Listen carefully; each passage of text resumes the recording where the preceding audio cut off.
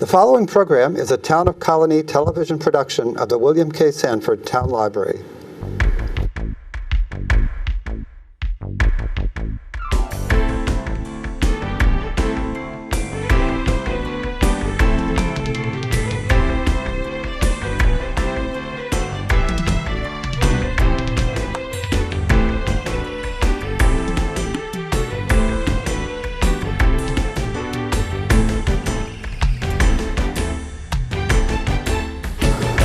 Welcome to another edition, another show of Patriot Flight, honors the military and veterans.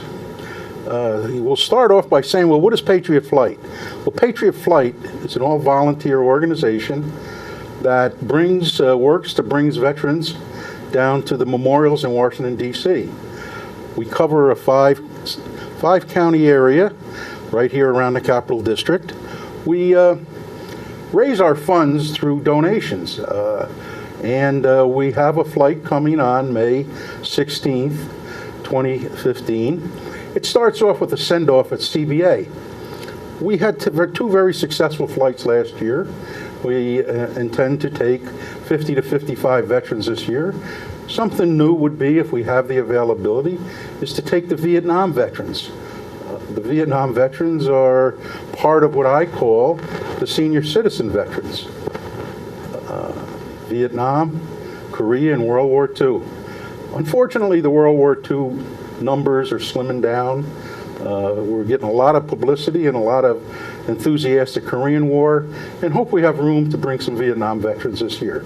If not, we plan another flight in the fall, and we will be around longer. As I explained to you what Patriot Flight is, we like to promote ourselves as a community of veterans, a community of patriots, excuse me. And when I say a community, and I did say that we do a send-off at CBA on the 15th, it's going to start at 7 a.m. What we have today as guests are people from CBA. And I should say people, we got students and one of the officers who runs the ROTC program there.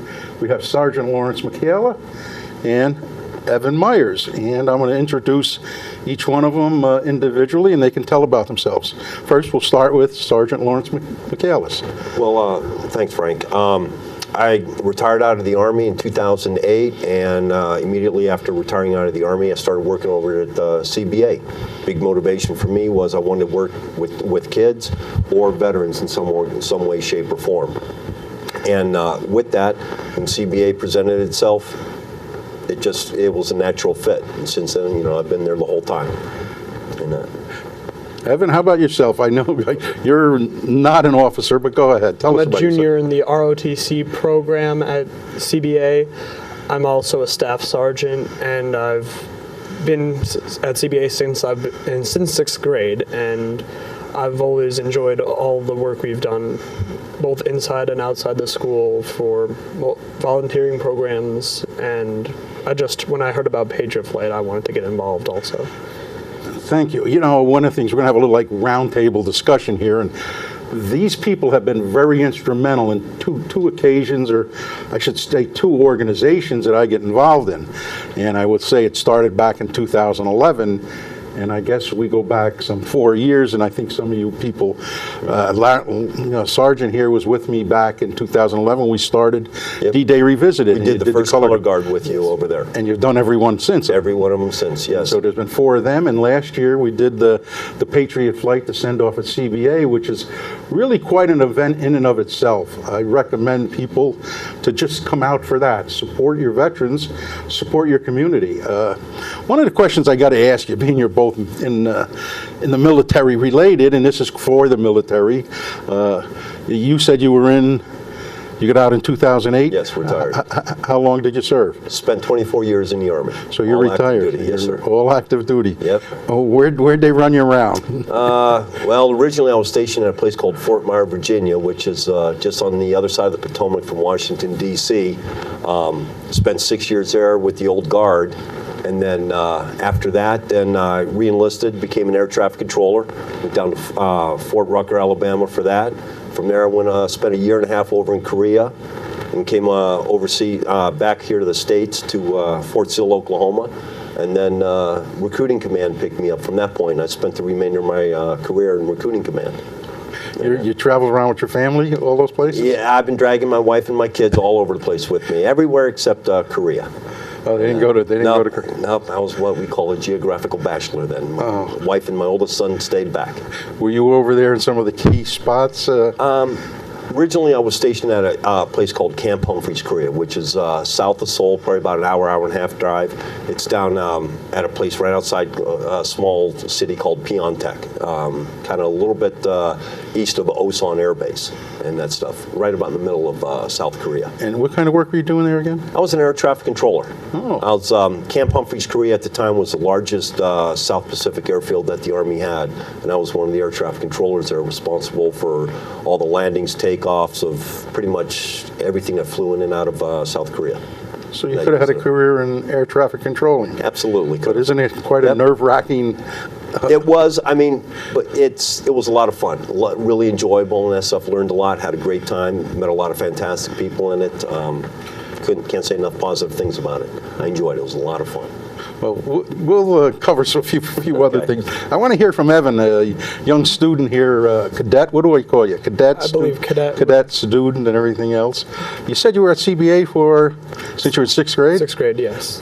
What kinds of things kind of drive you at CBA? Well, the academics was the most important thing for me. That's why I was sent there. But also the extracurricular activities, masterminds. I recently did a play at Holy Names. I also all the different programs that were involved. I enjoyed mock trial and especially the JROTC part of it. That's one of the main. Now you were part of the color guard. Was he part of it in 2011? 11 or 12? Weren't you when you were a freshman? When I was a freshman. When you were a freshman, okay. Yeah. So 2 years ago. Yeah. You get involved in a variety of different things. So what do you like? I'm going to tell you, because I kind of used to interview people for jobs. And I always like to ask people, what do you like to do? I really enjoy essentially business and mock trial, lawyer, anything that has to do with the law or finance are my two major parts. But in the ROTC area, I really enjoyed I wanted to do the rifle team, and also color guard was extremely We're going to talk some more, because, you know, I have a bachelor's and a master's degree in business administration. Educational finance is my master's. And I did take law courses when I was at SUNY many years ago. And I at one time thought of going to law school, but you know, when you're married and you got a kid, there's other things you think about. Other priorities. Now, I always when I used to interview people, I used to ask them, okay, that's what you like to do. What are the things you really don't like to do? And especially, I ask my own grandchildren the same thing. When you're in school, what don't you like to do? Really, there's not that much that I don't like to do. I mean, there are some classes that I don't enjoy, but it's just because it's not really that I don't enjoy them, it's just I find them harder, so there's nothing that I really have hated ever. Yeah. Well, I can relate to that because I can remember that I was good in math, and I couldn't stand English. And here I am today doing different things. Where do you plan on being in 5 years? Where do you plan on going to school? I want to go either Norwich or Annapolis because of the ROTC programs in there. And they have both Norwich and Annapolis, since you get the full ride because of if you go to one of the service academies on an ROTC scholarship. And I plan on entering naval service and possibly becoming a JAG lawyer. Oh, okay. So you're going to travel the world first and then tell us how to fix it, you know, because I always get a kick out of the lawyers, you know. There's a lot of different things I enjoy being around veterans. I'm around the other age. I'm around a lot of 90-year-olds. You've met them. You've seen them. I got to ask you, how do you feel when you're around really people that are in your history books? Well, I'm really in awe because they're from the greatest generation, and I can't possibly imagine what they've been through, but their stories, it's just amazing to see them and hear them talk even for a couple minutes. It's quite incredible. Is there anyone that sticks out? Is there anything that you remember happening or them telling you? I remember one. I met him, I think, a year ago. He had actually gotten one of Adolf Hitler's hats on the. He got it on one of the. He sees, the eagle's nest. Yep. Yes. Yeah, that was Rich Morowitz. Yes. Rich Morowitz was the speaker of the 2011 D-Day event. He sure was. stood up and spoke about Hitler's hat. Someday we'll have to come up to CBA and we'll watch it. I've got the DVD. Rich Morowitz unfortunately passed away in the last year. And Rich was really, you'd love the guy. He was somewhat of a magician and a musician, which was amazing when you read his book. If you ever want to read about local people, there were 3 of them. It's called Into the Dragon's Teeth, and it's by a local author. That book, you'll find out what kind of person he was. He was a musician back in the 40s, making about $5,000 a year. That was big money. And he didn't want to go into service. If you read his book, it's really interesting how he wound up, why he wound up in reconnaissance as a forward observer, why he was one of the first ones in the Dachau, why he found Hitler's hat. And he's such a person, and I met with him a few times, and I'd sit with him for 2 hours, and it felt like I was only with him a half hour. He's a remarkable person. That book will really give you some insight as to what went on, because as much as what he's seen, you could say that he also kept the levity. He had the spirits and everything else about himself. He was quite a person to meet. In that book, there's 2 other characters. One of them lived right behind my house. My son visited with him on the porch all the time. It's unreal. As I think of CBA has been around a long, long time.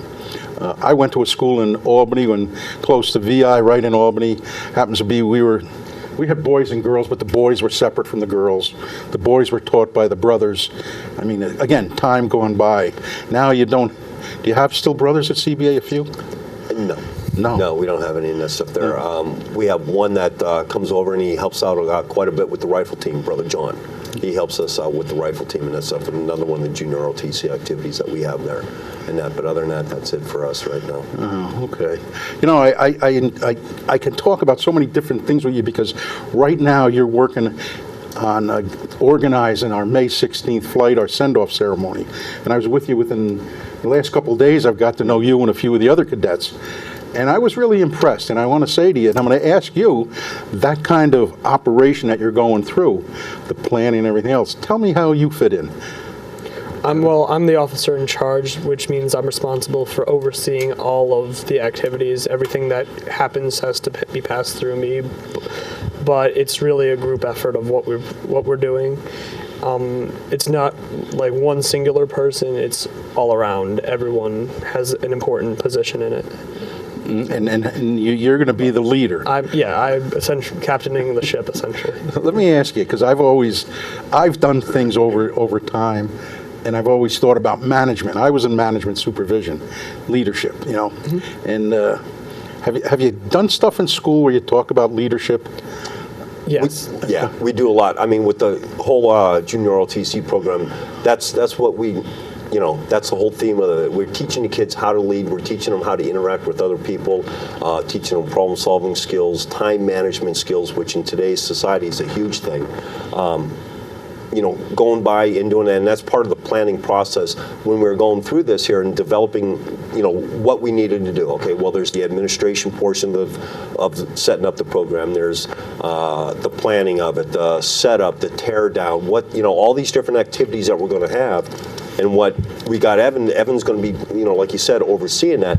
But underneath him, he's going to have different subcommittees that are going to go ahead and plan that. And with that, now he's starting to actually be involved in the planning process and seeing everything that goes on behind the scenes instead of just showing up at the final minute and seeing that all this here takes place. And it gives the young men a better understanding of how things happen and all the work that gets involved and all the different coordination and the time management and the planning of it, what different things that come up. And along with that, the different problems that arise with this, coordinating with different people, organizations for donations, everything else. And we let the boys figure those problems out. And it's a really nice experience for the boys. We hope that they take a lot away from it, from the planning process and the organization, as well as being there with the link between the veterans and their generation.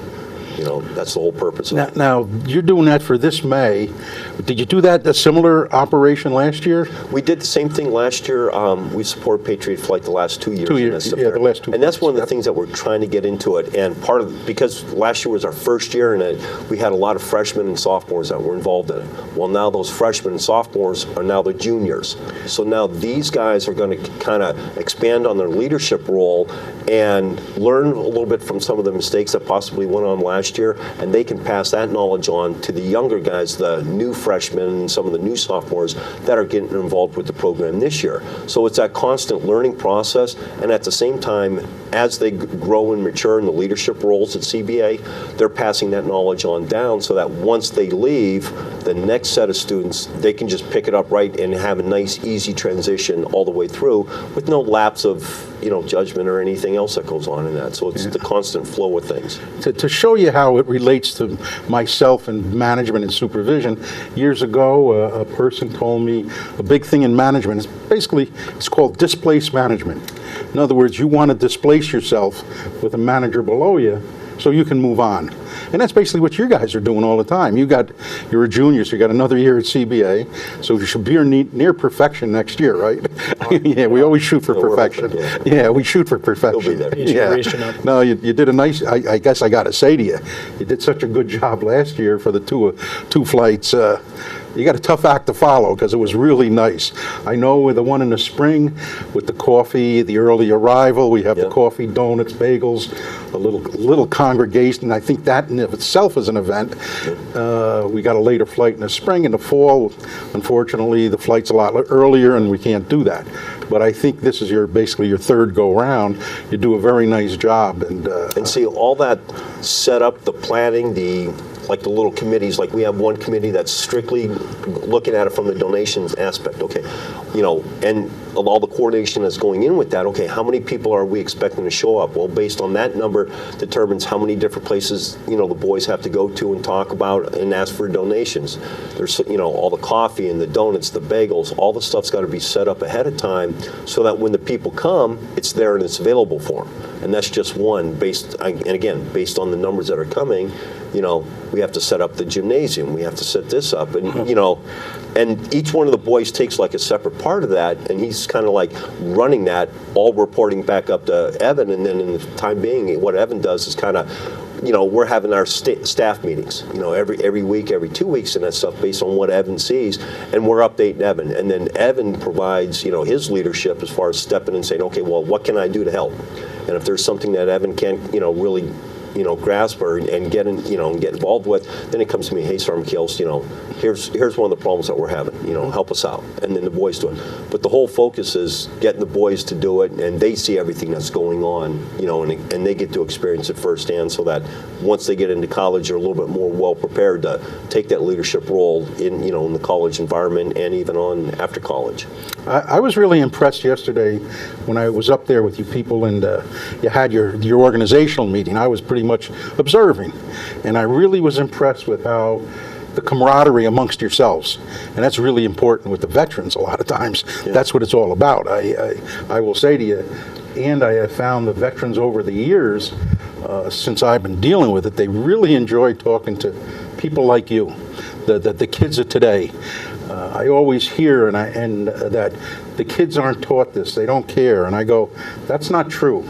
And I'm out there saying all the time, if it isn't being taught in the schools, it's not the teacher's fault, it's not the student's fault, it's the public's fault. Get after them, say, hey, this is important.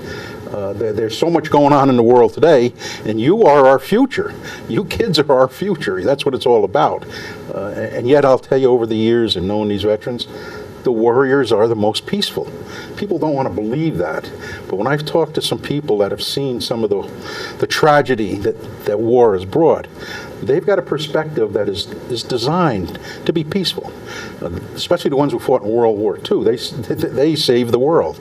And you have the opportunity in your lifetime, because all you kids are young, you're going to see the last living World War II, Korean, Vietnam, and probably Desert Storm veteran in your lifetime. You're going to hear about it on the news, and so your school and really what you're doing with us is fantastic. You talk about donations and whatnot like that.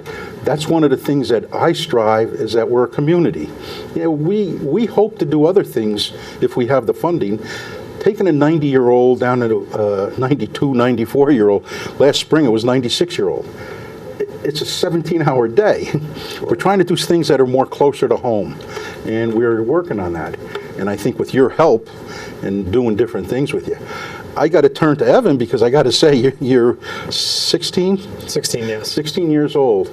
When I was working, they used to say you look at your life and your career in chunks of 5 years. Has that changed any? Do you You know what? Now that you mention it, I think it's pretty there. Yeah, Pretty accurate. You look at yourself. Tell me, what do you see doing in 5 years? 5 years, I see myself probably, hopefully, graduating from college and going into one of the services. Services, yeah. Yes, I want. My family's always been near the services. My dad's a merchant marine, so I've always wanted to be followed in his footsteps and get into Navy, Army. Navy. Some service to the country. Let me say to you, of all the veterans I've come across, I always ask where they're, even all the D-Day veterans, a lot of Navy guys. I even knew a Marine, and the thing that he was afraid of is when he was at one of the ports and there was an explosion and he wound up in the water, he couldn't swim. So you almost say, if you go in the Navy, you better know how to swim. Yeah.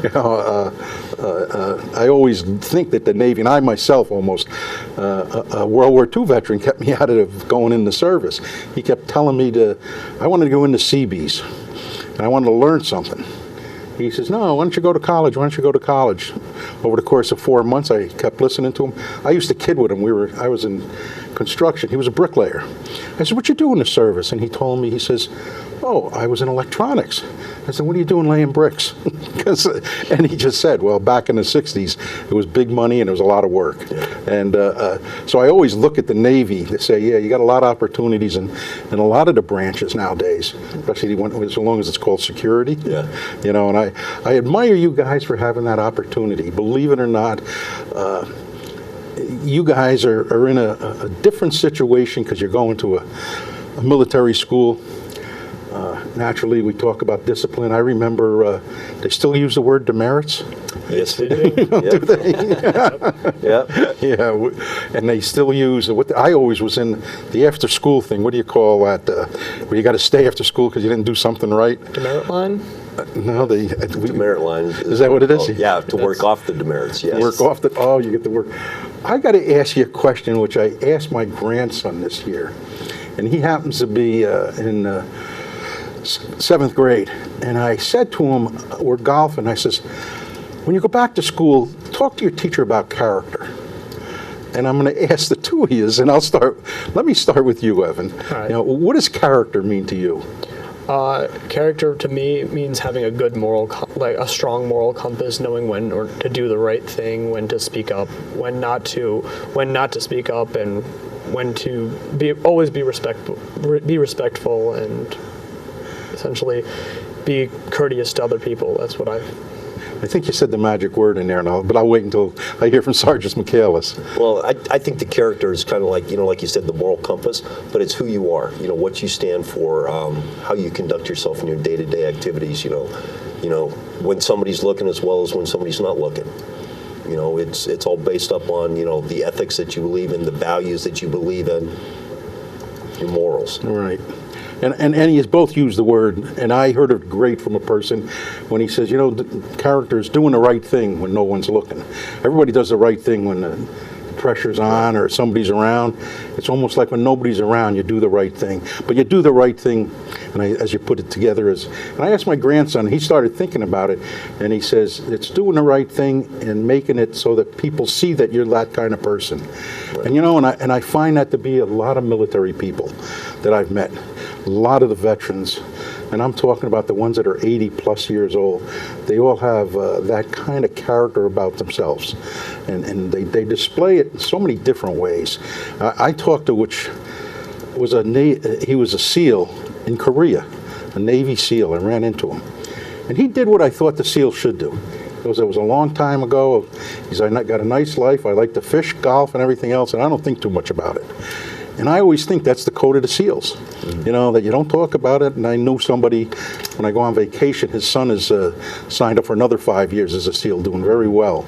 And so I always look to you guys, the military people, that can be the image out there for character. Right. And I think it's such an important. Well, I mean, that's one of the things that CBA does an exceptional job at. I mean, the school has they really try to go ahead and teach teach the values, a lot of the values that mom and dad are teaching at home. CBA does a great job at, from the LaSallian standpoint. And of course, the Army, we bring our values, loyalty, duty, respect, integrity. We're bringing those and other ones to the table too. But we're showing the young men how those affect their lives in their world. And how, what are they loyal to? Okay, well, they're loyal to the faith, loyal to their school, loyal to parents, brothers, families, those types of loyalty things there. And then we expand upon it past that. Same thing with integrity. I mean, part of that's in the CBA mission statement, everything. So, I mean, it's a really nice thing that the boys are constantly exposed to on a day-to-day basis over at the school. And that is, from what I've seen from the graduates that have come back, it stays with them their whole life. I relate to some of the veterans, and one of the most memorable time you'll spend is your high school years. And as you're growing up, you don't think of it. But as years go on, that's a very important period of your life. The 4 years of high school, the 4 years of college. And when you talk to some old veterans of Korean and World War II, you got to understand, and one of the nice things is talk to them like what their life was like. They were 18 years old. You're 17, going to be 17. Can you imagine being in the service or being my friend, who I'm very close with, tells me he turned 19 years old in a foxhole in the Battle of St. Lo. Happens to be, I know somebody from the Merchant Marines, he was in at 15 years old crossing the Atlantic. Sometimes, you have to hear that so you can appreciate, and I turn to the young people to say, what do you plan on doing in about 20 years? How are you going to improve the world, in your little corner of it? What do you think you can be doing to improve the world? What I can be doing is...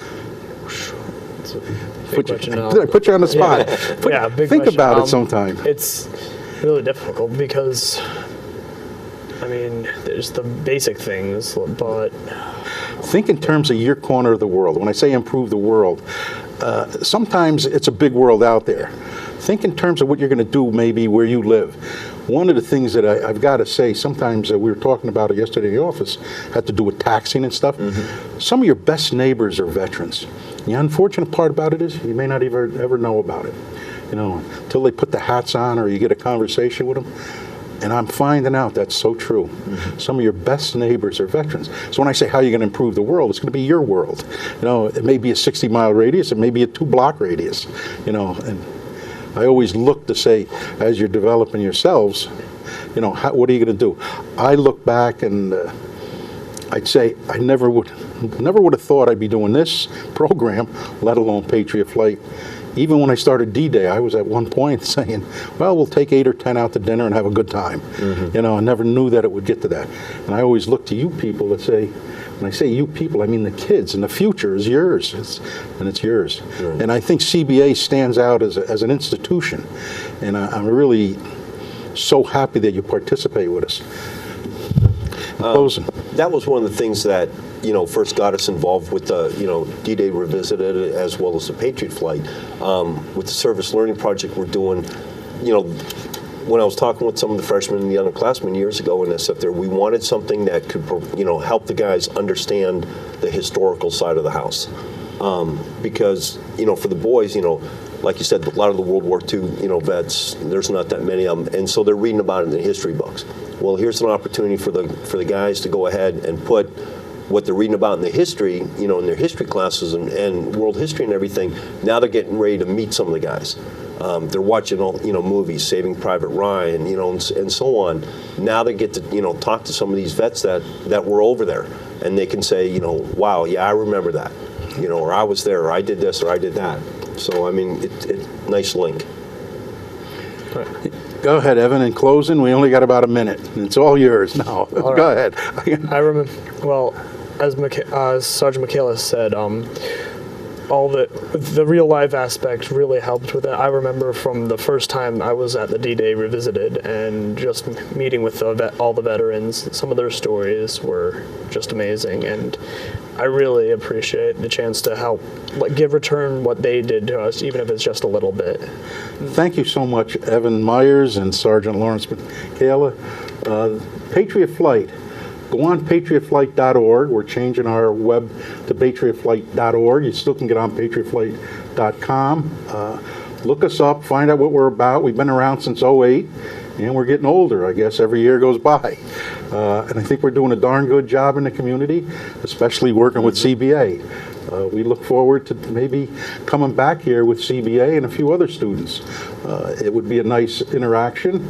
And as we talk to cadets, we'll work towards that perfection. Thank you so much.